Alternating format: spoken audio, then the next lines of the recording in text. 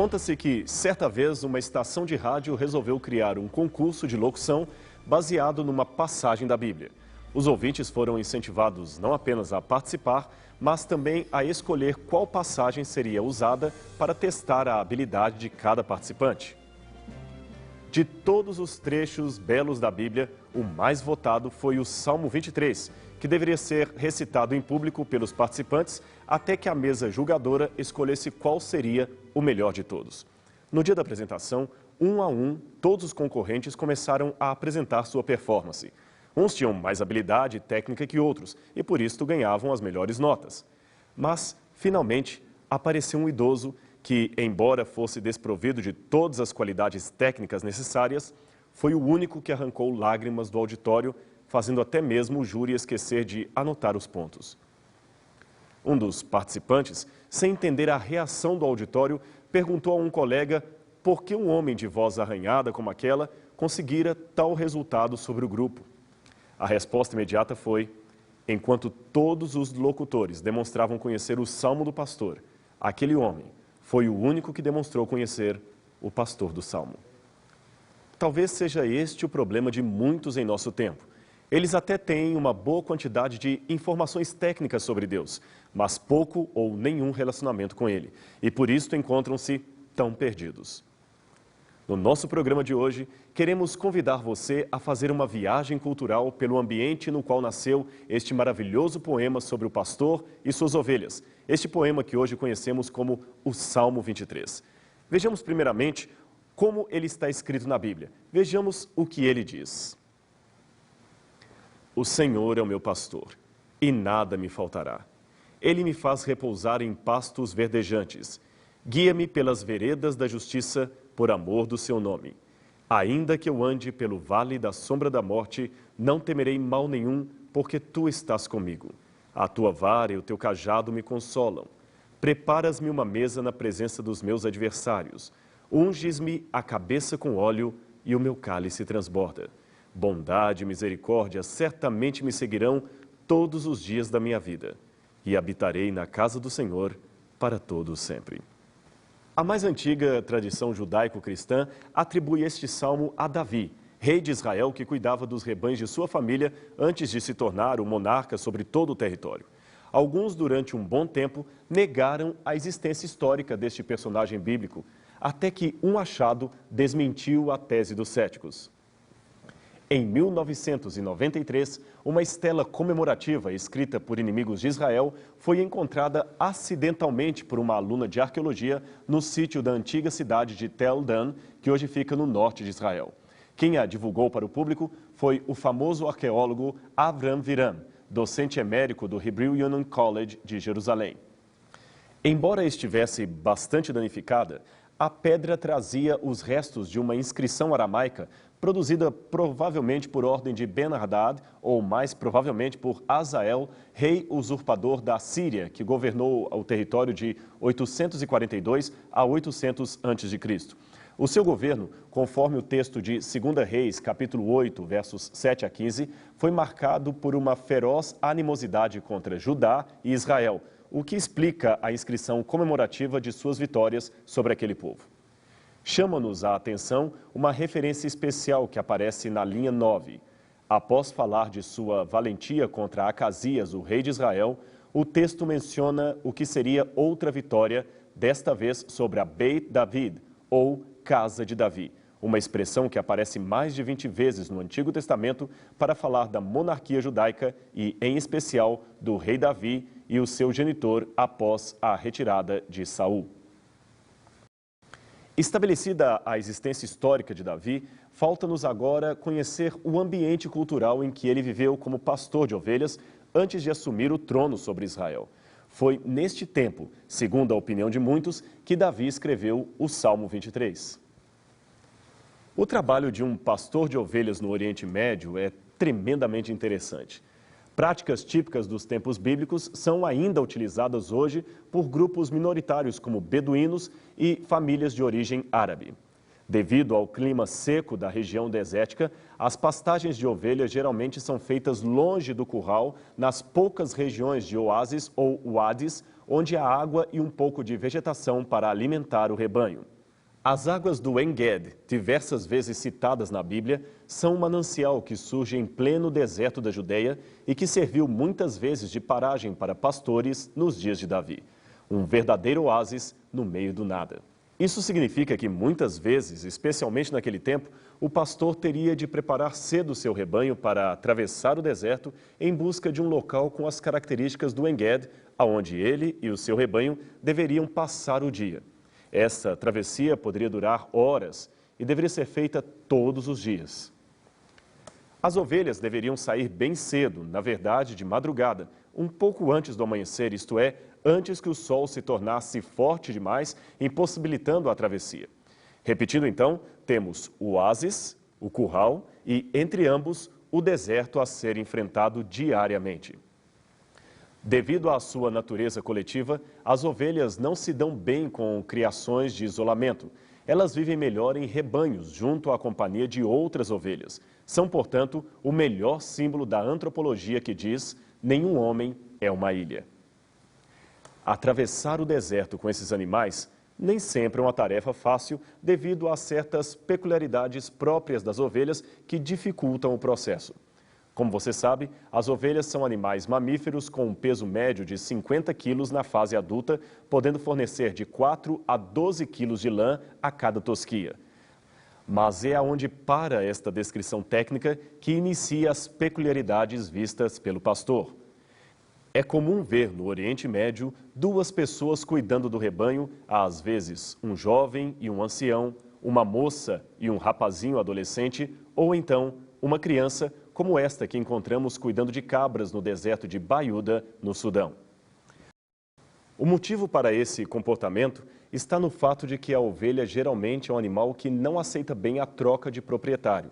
Ela se acostuma tanto com o anterior que fica deprimida com a sua ausência, recusando inclusive a água ou comida que lhe seriam dadas pelo novo pastor, que ainda lhe é um estranho. Por isso, é costume vender ovelhas adultas, caso o pastor não esteja junto, para um matadouro e nunca para outro pastor com o qual elas teriam dificuldades de se adaptar, por melhor que sejam tratadas. Para remediar esta situação, caso haja a necessidade do pastor de ovelhas se ausentar do rebanho por um tempo ou até mesmo definitivamente em caso de morte, a estratégia é colocar um segundo co-pastor frente do rebanho. Então as ovelhas, nesse caso, estariam acostumadas com esse e assim poderiam superar a ausência do primeiro. Como você vê, a relação pastor-ovelha é bem mais forte do que poderíamos imaginar. Daí a beleza de sermos considerados poeticamente ovelhas que podem chamar o seu Deus, o Deus Altíssimo, de o meu pastor, aquele que garante que nada me faltará. Aliás, uma breve análise na língua hebraica, o idioma original desse salmo, nos revela uma interessante surpresa. Quando o texto original diz Adonai Roi, está usando um título para Deus, um pronome de tratamento, uma forma de chamá-lo cujo sentido poderia ser vertido por Senhor, o meu pastor. E o complemento nada me faltará não tem originalmente o sentido de terei tudo o que desejo, conforme poderia se deduzir da tradução em português, mas sim de nada terei falta, ainda que eu não tenha tudo. Seria como aquele provérbio que diz, não tenho tudo que amo, mas amo tudo que tenho. E isto me faz mais suprido do que todos os que julgam ter todas as coisas. Voltando a falar da ovinocultura oriental, outra coisa bastante marcante às ovelhas, de um modo geral, é o seu constante senso de medo, de terror. Elas praticamente não possuem elementos naturais de autodefesa, como garras, dentes afiados ou venenos. Logo, é provavelmente em virtude disto que elas têm medo de praticamente qualquer coisa, em alguns casos, até do seu próprio reflexo na água. O barulho das correntezas também pode assustá-las, e é por isso que após a estafante travessia pelo deserto, o pastor deve conduzi-las às águas de descanso, isto é, águas que descansam e, ao mesmo tempo, águas que sejam tranquilas para não assustá-las a ponto de impedir que saciem sua sede. Isso é de fato muito curioso, não é mesmo? Imagine um tipo de animal que, mesmo diante de uma nascente de água, morre de sede apenas porque tem medo. Pois este é o comportamento muito semelhante a de todos nós. Exatamente, é semelhante ao comportamento humano. Afinal de contas, quantas pessoas há que perdem oportunidades de amor, carinho, vitória na vida apenas porque têm medo? Medo de amar, medo de servir, medo de se arriscar, medo de Deus. São como ovelhas, ovelhas sedentas, porém medrosas, que se tornam infelizes de tanto querer ser felizes. Certo beduíno uma vez explicou que, em algumas ocasiões, o pastor tem de pegar água com as próprias mãos e trazer até a boca da ovelha para que a mesma possa beber e não morrer de sede. Isso aumenta ainda mais o sentido do pastor aplicado a Deus, quando é dito que ele nos leva a águas tranquilas e refrigera nossa alma, mesmo em meio aos nossos infernos existenciais, mesmo em meio aos nossos temores. Imagine agora a aparente monotonia de um dia de atividade pastoril do Oriente Médio. Como você pode ver nesses típicos pastores palestinos, a sua tarefa é vigiar as ovelhas, não deixando que nenhum mal lhes aconteça e cuidando para que não passem necessidade. As roupas de um pastor não são as mais bonitas que uma pessoa pode ter e o sol escaldante do deserto castiga-lhes a pele todos os dias. Ele sabe que esta será novamente a sua rotina na manhã seguinte. Mas o pastor não se importa. Ele gosta do que faz e ama o seu rebanho. Esse comportamento ilustra muito bem algumas comparações que Cristo faz entre a sua pessoa e a figura de um pastor de ovelhas. Através desse contexto, amplia-se mais o sentido profundo das palavras de Cristo que certa vez declarou na Bíblia: Eu sou o bom pastor. O bom pastor dá a vida por suas ovelhas. João 10, verso 11. Cristo, com certeza, conviveu com muitos pastores de ovelhas numa sociedade que era predominantemente artesã e pastoril. O povo que o ouvia compreendeu de modo bem claro a comparação que ele fez ao equiparar o seu amor pela humanidade ao de um pastor pelo seu rebanho. Chega finalmente a tardinha e é hora de todos voltarem para o curral. O ideal é sair no momento em que não se pegue o escaldante sol do dia, nem o gelado vento da noite que, pasmem, permeia as madrugadas do deserto, obrigando todos a se agasalharem muito bem. Foi talvez imaginando o caminho de volta ao aprisco que Davi compôs: Ele me guia pelas veredas da justiça, por amor do seu nome. Isto quer dizer que ele me leva por caminhos retos, não tortuosos. Com ele estamos seguros de estar voltando para casa, estar de volta para o lar. Mas o texto abre espaço para a possibilidade de provações ao longo do caminho. Noutras palavras, a companhia do bom pastor oferece conforto e segurança, mas não garante uma paisagem constantemente tranquila.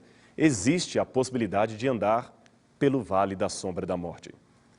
Alguns comentaristas supõem que o vale da sombra da morte descrito no Salmo seria um lugar real, geograficamente parecido com este que você está vendo em seu vídeo. Caminhos íngremes e apertados em meio às rochas que oferecem muitos riscos para a vida do rebanho, desde o ataque de animais que ficavam nos penhascos até mesmo a queda em meio ao terreno bastante escorregadio. Por isso o nome Vale da Sombra da Morte, isto é, os vales em que há constante risco de vida. Mas se esse trajeto era inevitável para poder voltar então para casa, por que não enfrentá-lo? E como fazer para que animais tão medrosos como as ovelhas atravessassem uma região tão difícil e tão perigosa como esta?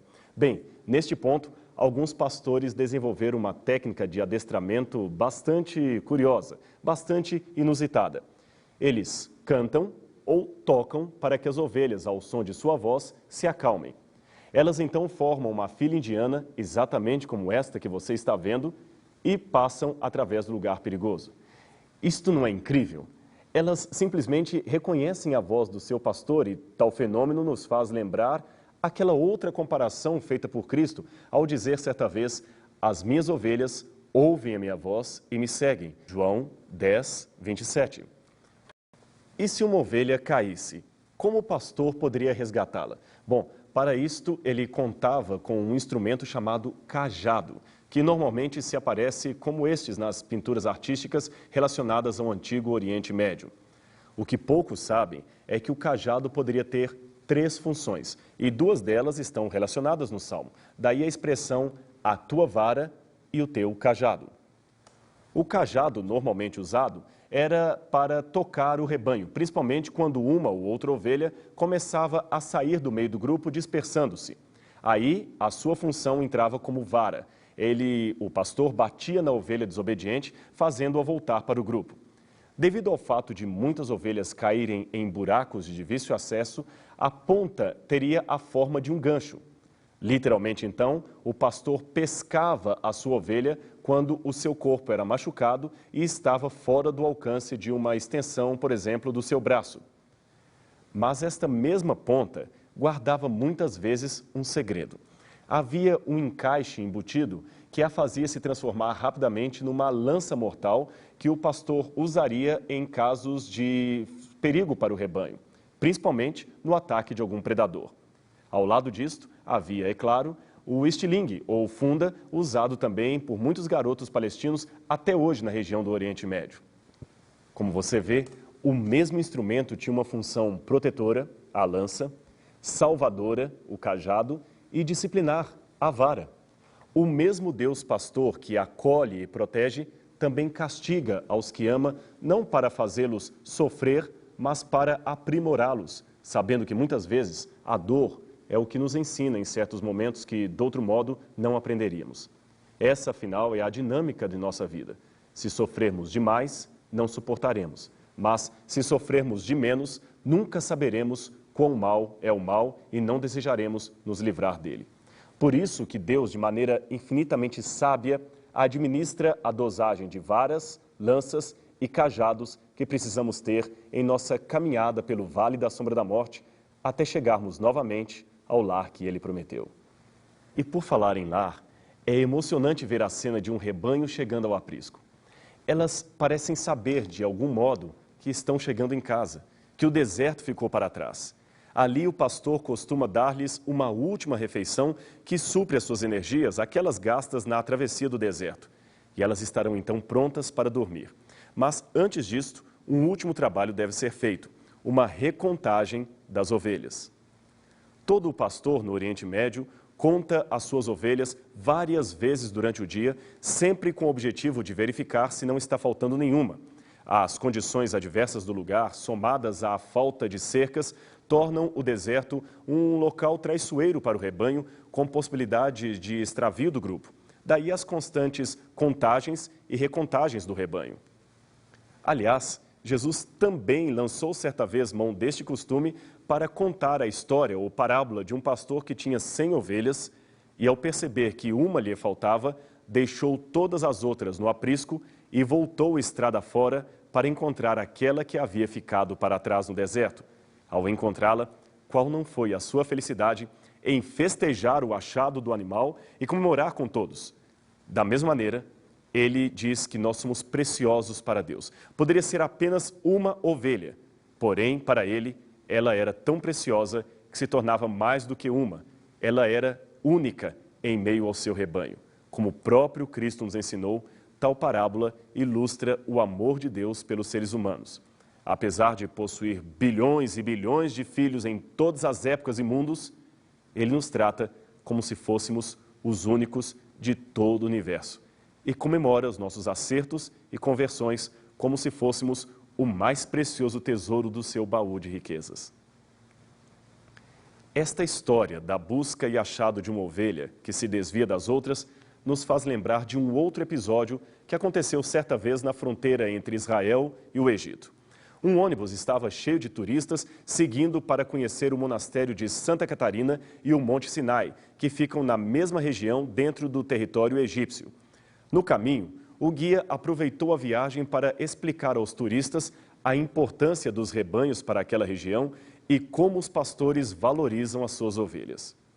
Enquanto ele explicava estas peculiaridades culturais, os passageiros viam da janela do ônibus vários rebanhos junto aos seus pastores, num local que parecia uma espécie de uad coletivo, onde havia água e vegetação com relativa abundância.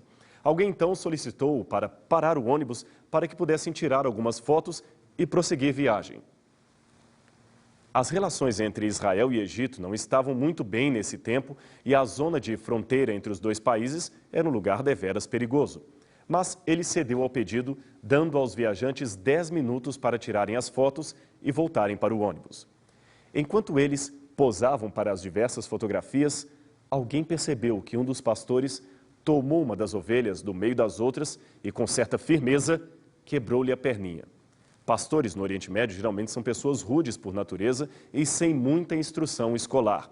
Os turistas, é claro, ficaram horrorizados com a cena e protestaram ao guia se não haveria ali um núcleo de proteção aos animais.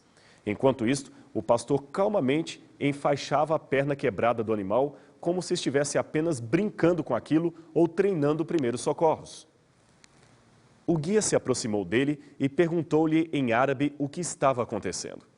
Após a explicação gesticulada típica do povo oriental, ele voltou para o grupo e deu a explicação. Aquela ovelha, disse o pastor, era um animal muito travesso e de difícil adestramento. Ela era a única que não obedecia à sua voz e sempre fugia do meio das outras. Nem mesmo o cão-pastor dava conta dela. Um dia, continuou ele, ela ficou desaparecida por 3 semanas e quase morreu. Noutra vez, foi resgatada por um amigo e, nesta última, uma cobra venenosa quase a picou, não fosse a chegada urgente do pastor. Muitos, continuou ele, haviam aconselhado-o a vender o animal para o abate, se livrar dele, pois estava dando muito prejuízo com veterinários e medicamentos depois de ter a sua lã danificada devido à peripécia pelo deserto. A lã ficava, nesse caso, cheia de gravetos e carrapichos, tornando-se inapropriada para a tosquia. Mas aquele pastor gostava do pequeno e teimoso animal.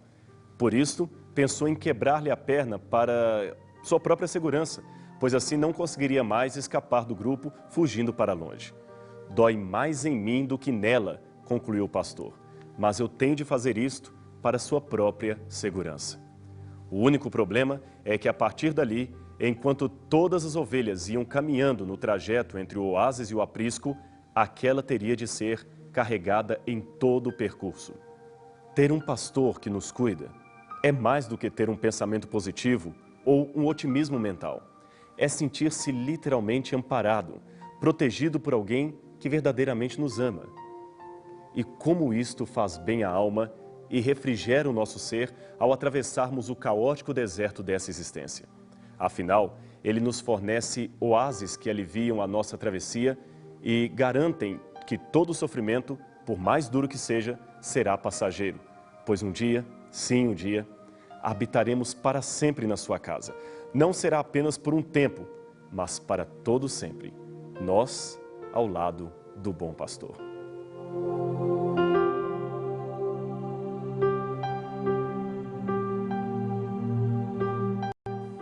Creio que a partir de hoje você não lerá mais da mesma maneira o Salmo do Pastor, não é verdade? Quer aprender mais sobre outras partes da Bíblia Sagrada? Escreva para nós. Estaremos enviando para você o nosso curso bíblico inteiramente grátis. O nosso endereço é evidências@novotempo.org.br ou Programa Evidências, Caixa Postal 7, CEP 12.300-970, Jacareí, São Paulo. Ou através do telefone 0 operadora 12 21 27 31 21. Próxima semana voltaremos com mais um programa Evidências, um programa em busca de fatos que comprovem a veracidade da Bíblia Sagrada. Até lá!